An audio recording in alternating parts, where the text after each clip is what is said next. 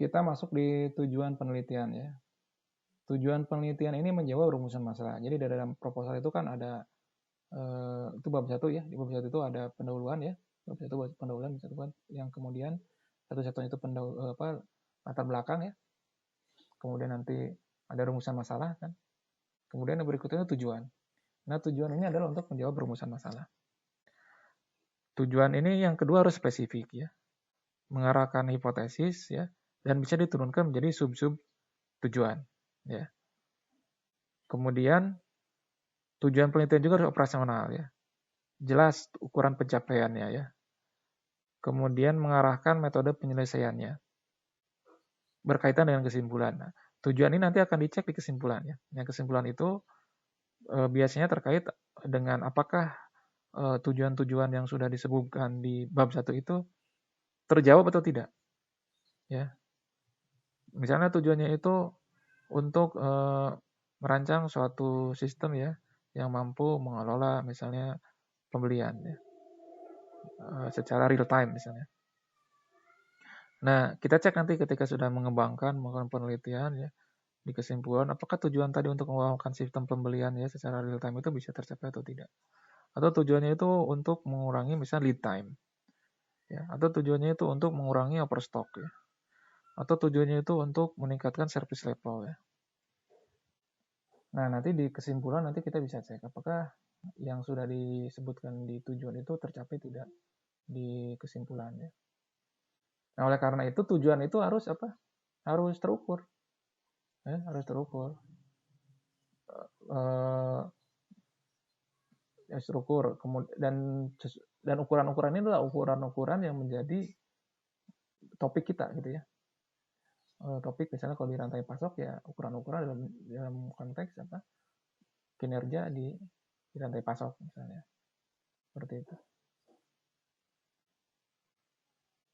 Kemudian manfaat hasil penelitiannya. Kemudian sudah tujuan, nanti akan ada bagian manfaat ya. Manfaat ini berhubungan dengan alasan penelitian atau gejala masalah pada latar belakang. Jadi yang disebut di latar belakang itu dengan adanya penelitian ini apa manfaatnya ya? Kemudian apakah memang bisa menyelesaikan ya permasalahan ya terhadap gejala-gejala permasalahan yang ada pada latar belakang gitu kan. Kemudian yang kedua manfaat yang dapat diperoleh dari penerapan hasil penelitian ya. Nah, atau di luar tadi ya untuk manfaat yang dihasilkan dengan terhadap gejala-gejala tadi ada lagi nggak manfaat-manfaat lain yang bisa diperoleh apabila hasil penelitian ini diterapkan. Itu adalah manfaat hasil penelitian. Yang berikutnya ada ruang lingkup masalah. Ruang lingkup masalah ini pertama ada batasan ya. Batasan ini bisa jadi yang memfokuskan perhatian. Di perusahaan ada beberapa bidang ya, ada beberapa departemen. Ini kita fokus misalnya di bagian apa. Ya. Kemudian tadi terkait misalnya inventory gitu kan. Inventory juga kan melibatkan beberapa departemen ya. Ada produksi gitu kan, misalnya ada maintenance di situ kan. Juga ada bagian apa penjualan misalnya ya, pengadaan di situ. Nah, kita fokus misalnya untuk memenuhi bagian apa. Ya. Kemudian batasan masa juga terkait mengurangi variabel atau kedalamannya karena akan banyak ya variabel yang terlibat ya dalam penelitian kita gitu kan. Misalnya ketika kita bicara kebijakan ya, kebijakan inventory misalnya ada beberapa jenis kan, ada beberapa tipe inventory kan ya.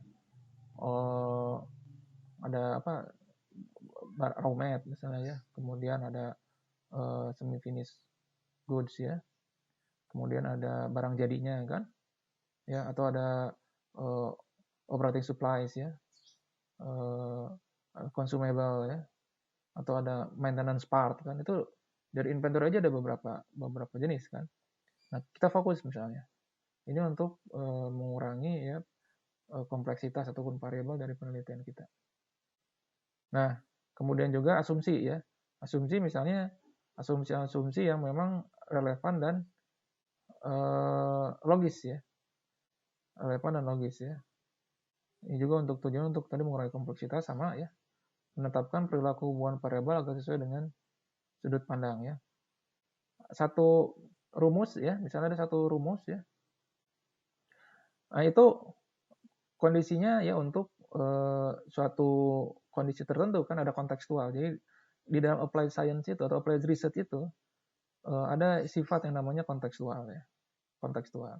Jadi misalnya satu metode itu ya untuk satu kasus tertentu.